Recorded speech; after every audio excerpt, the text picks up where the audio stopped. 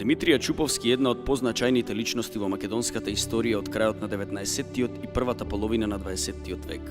Неговата дејност е многустрана, така што покрај неговото име можеме да ги ставиме определбите македонски општественик, револуционер, историчар, етнограф, картограф, публицист и соосновач на неколку исклучително значајни другарства на македонската емиграција во Петроград. Димитрија Чуповски е еден од најревностните македонски активисти, борци за создавање на независна македонска држава. Најнапред би сакала да кажам за Чуповски како дете кое потекнува од единственото мијачко јадро во Велишкиот крај, селото Папрадиште. Роден сум 8 ноември 1878 година во мијачкото село Папрадиште, Велешко. Рано можел да ги почувствува неволите на неговиот поробен народ. Неговата мајка ја презела грижата за неговото образование, но набрзо на 10 годишна возраст со неговата мајка се преселуваат во Крушево, каде што дошол во допир со уште поголем допир со народниот дух, со народната култура.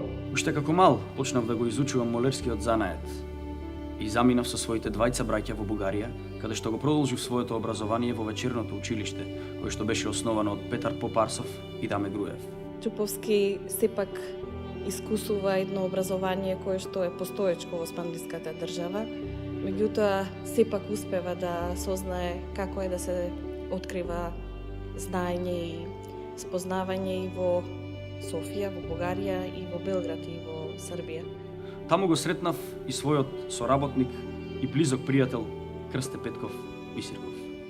Како и многумина млади во овој период, 1893 година заминав за Белград, каде што го продолжив своето образование во трета година во Светисавското училиште.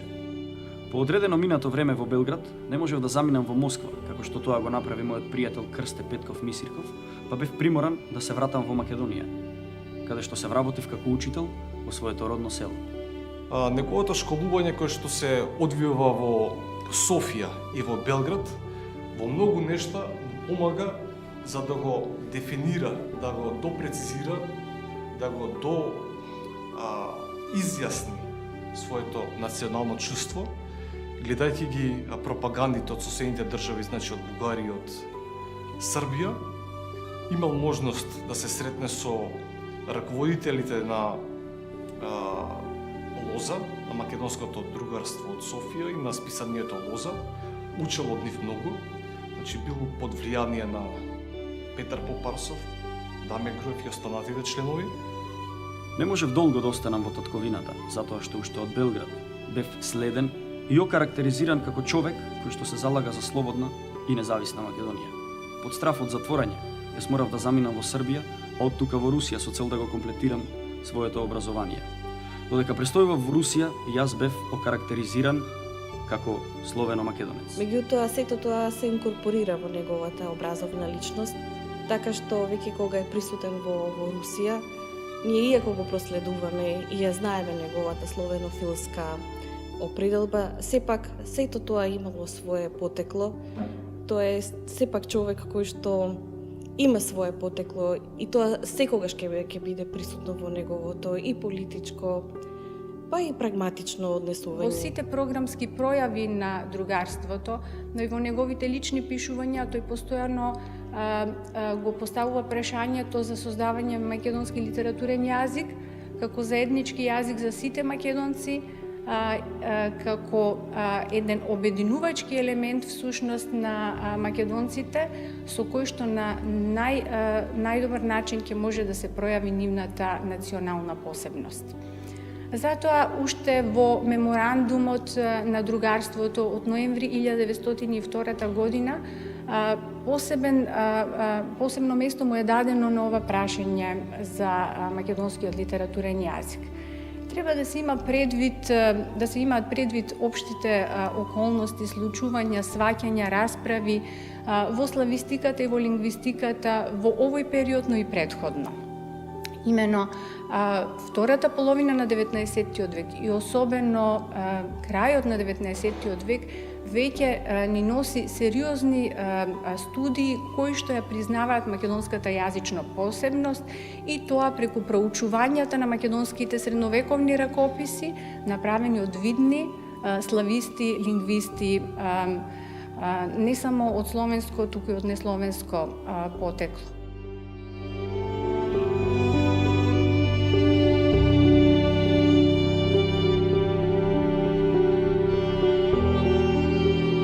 Во 1902 година во Санкт Петербург го основав научно-литературното друштво, се со цел да се обединат македонските емигранти кои што беа во Русија. Начело во тие редови бевме јас, Крсте Петков Мисирков, брат ми Наце Димов, Диамандија Мишајков и други.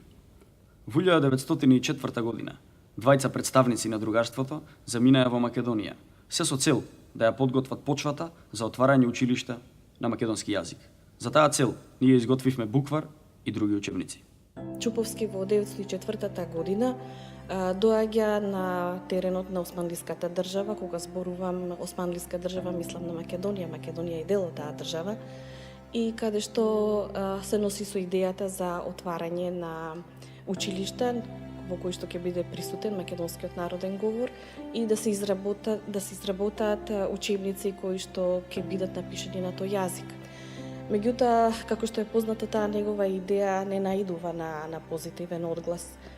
А познато и пишувањето на Христо Шалдев во однос на сето тоа, па и на српските дипломати во однос на таа негова улога. Председателот на тајниот македонско-одрински кружок, Христо Шалдев, ме клеветеше мене и другарството директно пред бугарскиот екзарх. Цитирам. Тоа се група македонци, бивши српски воспитаници, што не се признаваат ни како бугари, ни како срби. Ратуваат за автокефална македонска црква, одделен македонски јазик и стојат врз целоста на Турската империја. Мисирков, авторот на делото за македонските работи, во која ја развива теоријата за македонски народ и ја проповеда идејата за употреба на охридско-битолскиот дијалект за литературен јазик на македонците. Мисирков си нашол приврзаници од Македонија. Еден од овие, некој Чуповски, свршен студент на Петроградската духовна академија, почнал да ја проповеда оваа идеја по Македонија. Најпрвин одржал таен собир во Солун, па оттаму отишол во Велес.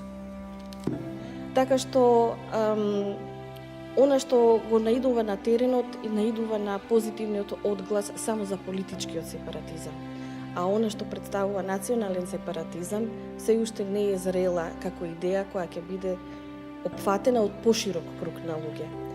За среќа, таа идеја, иако се наоѓа разделена во повеќе сегменти, победата на македонското ослободително движење ќе ја покаже правилната опција на тоа.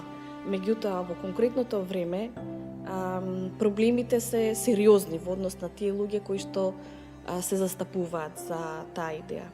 И во однос на Чуповски, но и во однос на Мисирков, па и други луѓе кои што се застапуваат за таа идеја. Димитар Мирашчиев, например, човек кој што е присутен во организацијата, меѓутоа блиски му се и социјалистичките определби, но и определбите за еден национален сепаратизам. Во врска со мојата мисија во Македонија, ќе прочитам еден цитат од Симич, кој што беше издаден во Софија во 1905 година. Колку што е карактеристичен овој страв во Бугарија од националниот сепаратизам, толку исто така се карактеристични и начините со кои се сака да се обессили ова движење што зема се повеќе замав меѓу македонците. Во 1909 и 1910 година јас го издадов своето прво списание Деловој Петербург, што ме афирмира во деловниот свет на руската престолнина. Во 1912 година јас и брат ми Наце Димов поднесовме предлог за регистрација на веќе постоечкиот устав на основното национално македонско друштво Свети Кирил и Методи. Битовото самоопределување, преродбата на македонските словени беше основна цел на ова друштво, како и на другарството од 1902 година.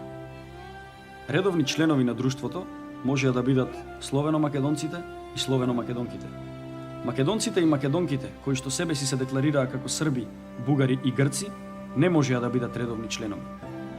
Овие официјални ставови на друштвото беа диаметрално спротивни со политиката на Русија, па затоа нашата молба за регистрација на друштвото не беше прифатена.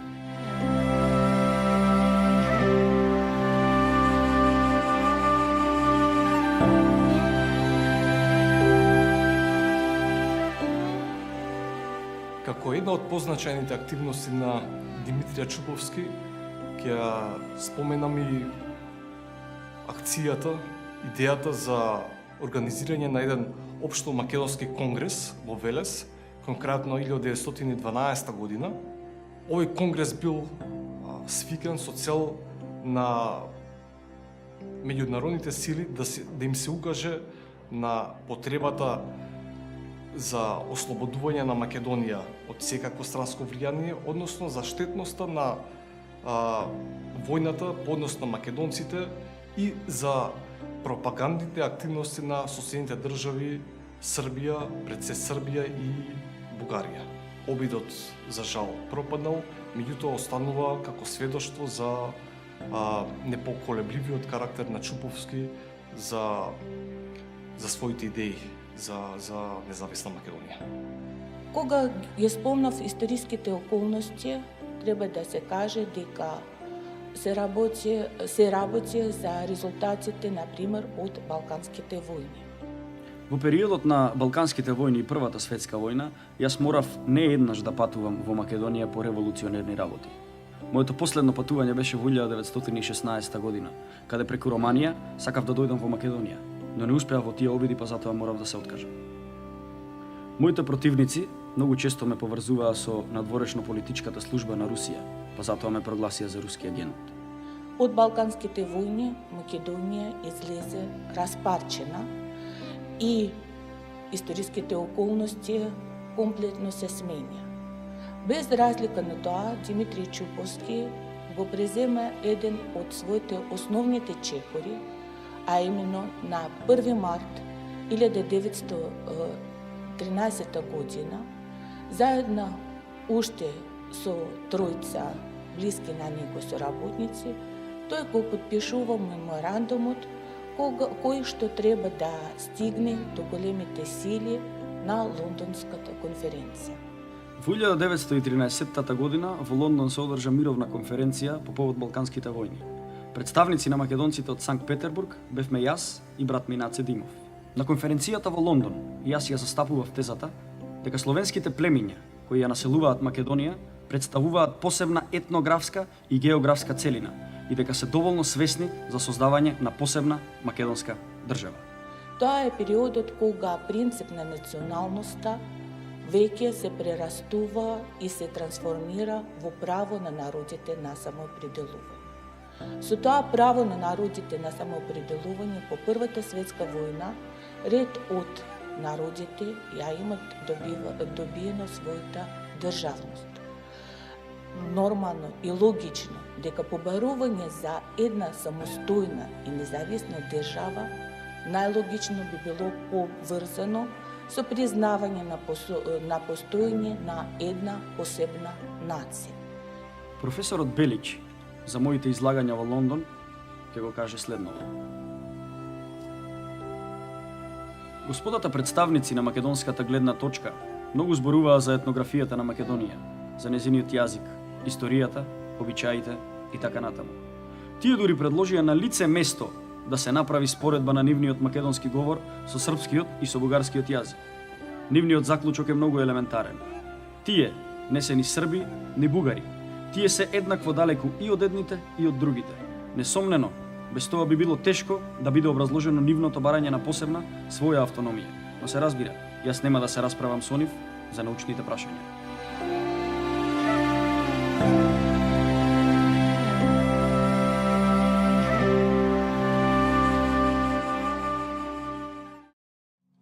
Во овој период Чуповски теоретски навлегува во проблематиката на народноста, во проблематиката на јазикот, во проблематиката на издаваштвото.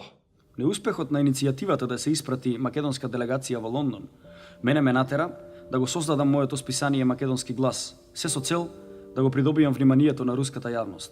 Моето списание излезе во јуни 1913 година.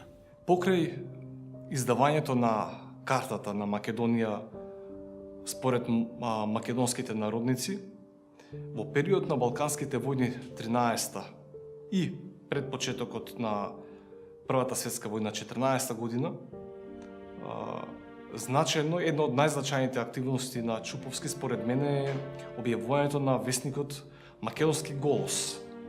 Во однос на Македонски глас, кој што е гласило веќе која постои од пролета 1913 година и ги поминува актуелните политички па и воени ситуации, конкретно на Балканот. За мото на списанието беше земена изреката на Борис Сарафов, која што вели вака: Ние македонците не сме ни срби, ни бугари, туку македонци. Македонскиот народ постои независно од бугарскиот и српскиот. Ние сочувствуваме и со едните и со другите, и со бугарите и со србите. Кој ќе го помогне нашето ослободување, на тој ние ќе му искажеме благодарност. Но нека бугарите и србите не заборават дека Македонија е само за македонците. Македонски голос е списание кое што представува еден вид архива на македонската борба за државност. Од ова списание излегле 11 броја на околу 220 страници. И во нив Чуповски се задржува на барањата за формирање на македонска држава, за формирање на посебна македонска црква, укажува на значењето на Русија за обезбедување на поддршка за формирање на македонска држава, укажува на проблемот што Македонија го има со странските пропаганди, пред се со бугарската и српската, и се залага за формирање на државни македонски институции преку кои што македонскиот народ ќе може да ја гради својата идеја за подобра иднина.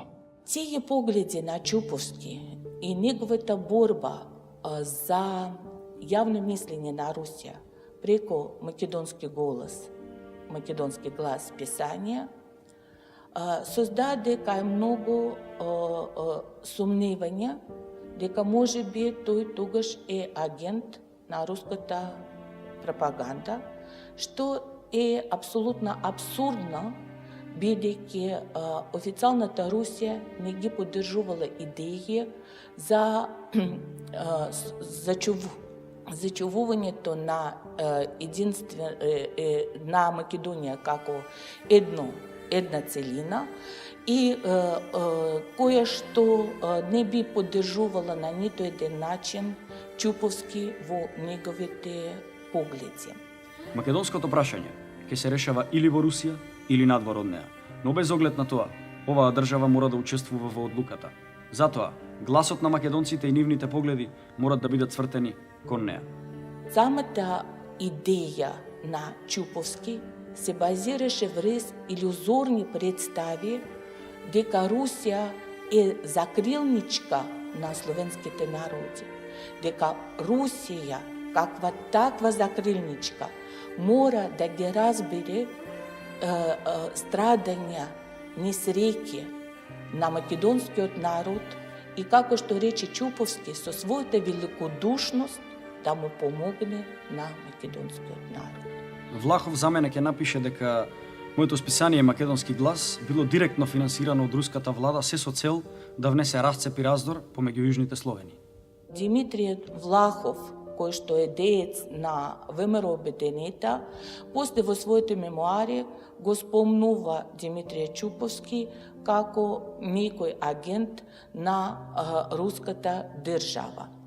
Но треба да се даде на тоа објаснување, и тоа објаснување не само во тоа што со своето славянофилство Чуповски создаде кај одредени кругови сомненија во таа насока, но и второ што своите спомени Димитрија Влахов ги пишувал во периодот кога Советскиот сојуз дојде во конфликт со Југославија, па требаше да се етикетира политиката на Русија како секогаш агресивна кон балканските народи.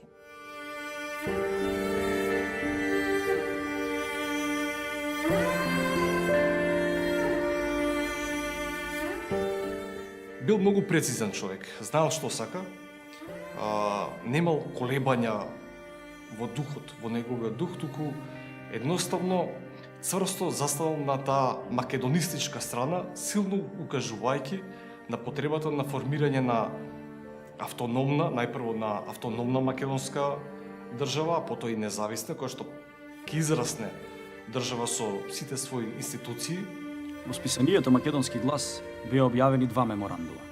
Првиот меморандум беше со наслов Независна Македонија и тој беше предаден на Лондонската конференција. Тој гласеше вака: Македонија, во незините географски, етнографски, историски и економско-културни граници, да остане единствена, неделива, независна балканска држава. Под број 2, во најблиска иднина да биде свикано врз основа на сеопшто гласање Македонско народно собрание во Солун за детално разработување на внатрешното уредување на државата и за определување на своите односи спрема соседните балкански држави. Дори во подоснешниот период, кога Чуповски е веќе во една подмината возраст, кога околностите, општествените околности во Советска Русија се поинакви, кога тој е веќе и делумно пасивизиран во однос на својата општествена активност, сепак неговата мисла е насочена кон Македонија. Во ново формираната држава Советски сојуз, јас не можев јавно да се занимавам со македонското национално прашање, затоа што секое национално прашање беше разгледувано во контекст на класната борба. И затоа тој се зафаќа со еден, би рекле, проект, а тоа е за план за составување едно енциклопедиско издание во кое што ќе се прикажат сите аспекти на македонската историја, култура, фолклор и слично. Тој чувствува потребата дека такво издание во конкретниот момент е неопходно, затоа што по поделбата на Македонија, по нејзиното вклучување во три различни државни формации, несомнено продолжувано и процес на денационализирање и асимилирање на македонскиот народ и затоа таа потреба да се афирмира македонската посебност кај него во актуелниот момент е многу присутна.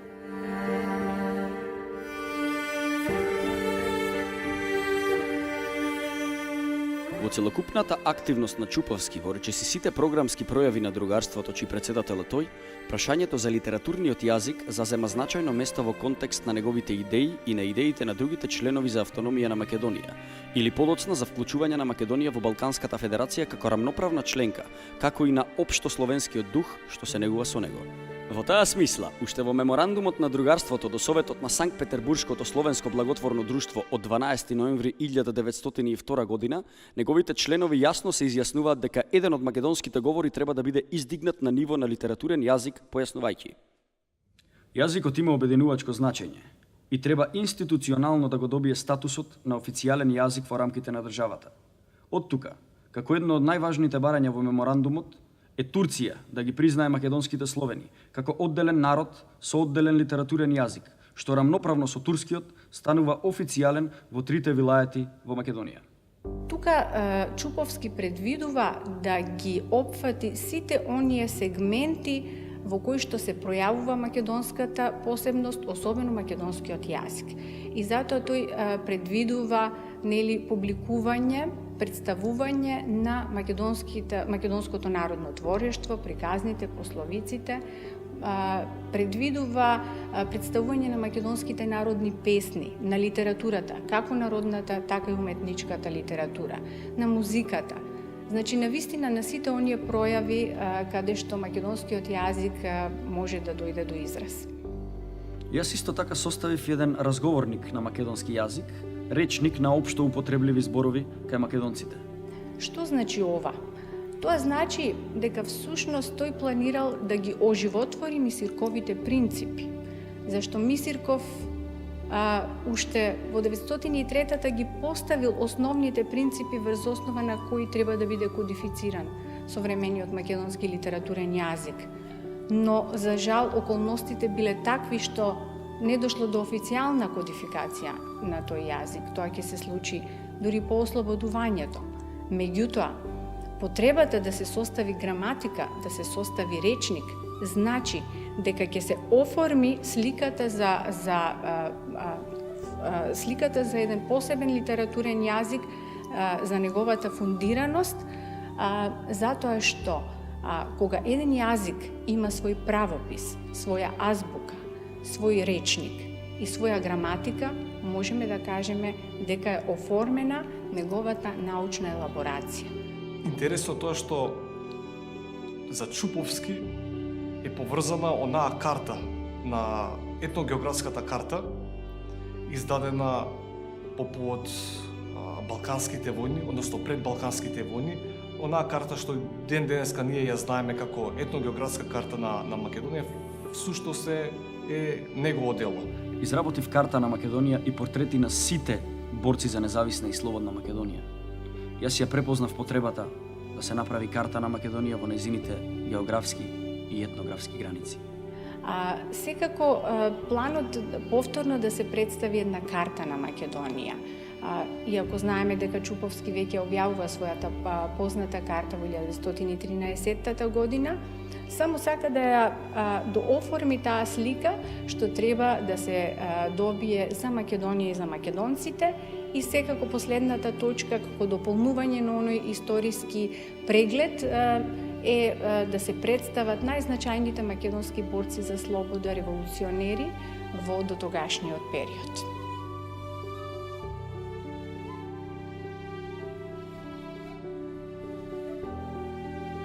Представувањето на творештвото на Чуповски би било некомплетно без да се споменат неговите навистина скромни поетски појави, и тоа не толку поради нивните книжевни достоинства, туку повеќе како израз на негово интимно доживување и согледување, па и како реакција на актуелните случувања поврзани со Македонија и со Балканот во време кога настануваат. Според сегашните сознанија, се претпоставува дека Чуповски е автор на 9 песни, од кои 3 останале непубликувани. Уште еден сегмент на дејноста на Димитрија Чуповски, што може би е вака изгледа на прв момент и не и беззначаен и многу мал, е неговото поетско творештво. Иако со сигурност не можеме да утврдиме колкав е бројот на творбите што тој ги напишал, сепак со најголема сигурност можеме да зборуваме за песната Крале Марко. Подпишана е со псевдонимот Посмртче, а од неговата биографија овој факт ни е веќе познат. И оно што е впечатливо за неа, тоа е единствената песна во македонски голос, која што е напишана на македонски народен јазик. Тука буквално е пресликан неговиот роден папрадишки говор, а говорот на Папрадиште е една мијачка оаза во срцето на Македонија. И тој малорекански говор со сите своји особености е буквално одразен во оваа песна.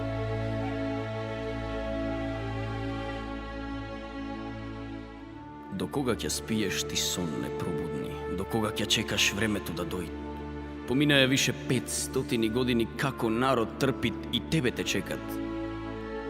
Власта на турците падната е веќе, но наместо неа тројна тиранија. Крвнија ни братија и едни повера со логи, измена, турија ни јарем. Се што ни е мило нам ни го зедоја мајки, сестри, деца, впитачи пуштие. Наши отци, братија невино загубија и земјата натри ни ја разделие. На радост е рана, у наши врагови Македонец трпит, но не заборават. Љубов за слобода в срцето му горит и готов е дудрит в заветни свој час. Разбуди се, Марко, од вековни сон и повикај в помош стојна самовила, качи се на твоја коња шарца и в роци си земи тешката пузина. Ти поведи народ за единство мило и душману кажи да е Марко жив.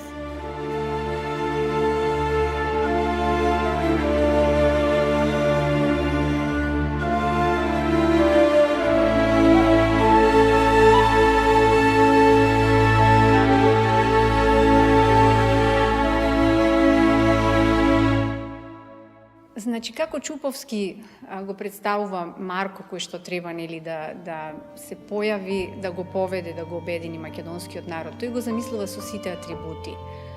Повторно да биде на својот конј шарец, да го држи боздоганот во рацете, нели он е негов заштитен знак, оружјето што вообичаено го користел, да ги повика, да ја повика самовилата која што нели и знаеме од народните песни се јавува како негова помошничка.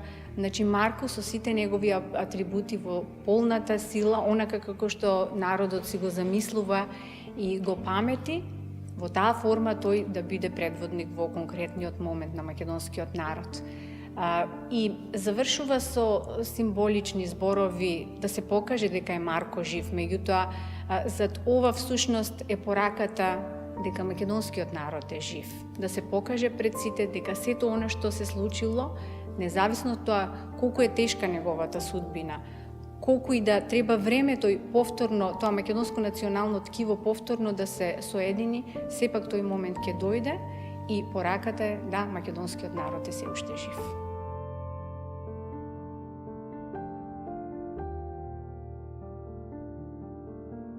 Димитрија Чуповски е значаен деец и борец за создавање на македонскиот идентитет, јазик, говор, како и заштитник и поборник за независна и автономна Македонија. Неговиот лик и дело не само што е истражуван како научник, картограф и лингвист, туку преку мерните уметнички творби станува бесмртен и во македонската уметност и литература. Неговиот лик и дело се олицетворени во драмата на Јордан Плевнеш, Последниот ден на Мисирков, во чие действие се појавува како лик и го моли Мисирков да ги однесе сите списи за да ја докаже македонската посебност и да го утврди македонскиот идентитет пред Бога.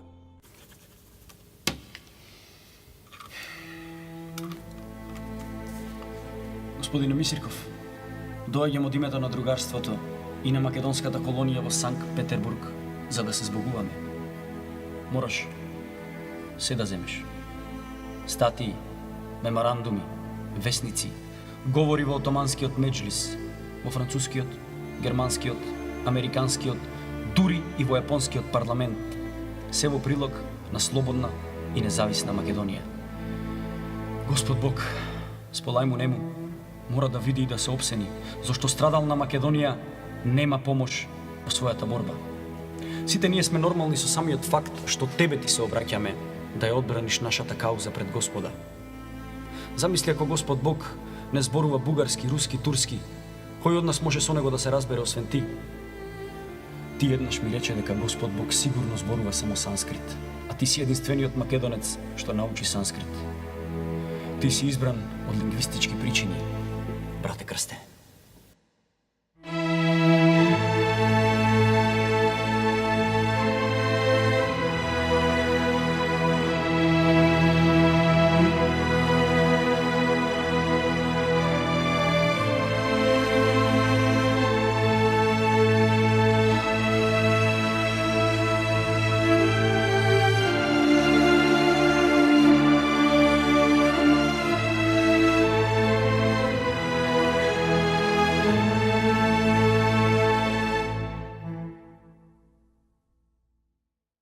После Првата светска војна, Чуповски се уште е активен на ово поле, на полето на борбата за македонска државност.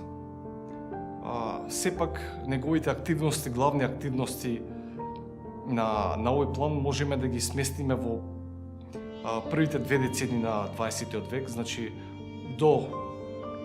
од почетокот на 1900 прва, втора, до 1918, 19, 20 година, бидејќи понатамошниот тек на неговиот живот во Русија, во Петроград, е сведен и на екзистенцијални прашања, иако тој никогаш не престанува да мисли на својата овој пат поделена земја.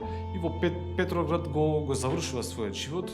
Димитрија Чуповски и во подоцнешната своја дејност и во дејностите на другарството која менува и ги менува имињата некаде во 1912 година го среќаваме со името Свети Кирил и Методи и во нивните програмски документи ги гледаме тие заложби за литературниот јазик кој што треба да биде официјален јазик на комуникација во рамките на другарството, што значи дека за разлика од некои други македонски организации кои го запоставуваат ова прашање, другарството И Чуповски како негов председател навистина тоа го третира како суштинско прашање воопшто за афирмација на македонскиот идентитет. Неговата борба, неговите обиди за формирање на македонска држава, за формирање на македонска црква, секако се едни од најзначајните за македонската историја во 19-тиот и во 20-тиот век. Димитрија Чуповски умрел во октомври 1940 година. За надпис на могилата, неговиот син ги избрал зборовите што самиот Димитрија Чуповски ги напишал на надгробната плоча над својот брат Наце Димов. Борец за правото и слободата на македонскиот народ. Тие зборови се сршта на животот на Димитрија Чуповски.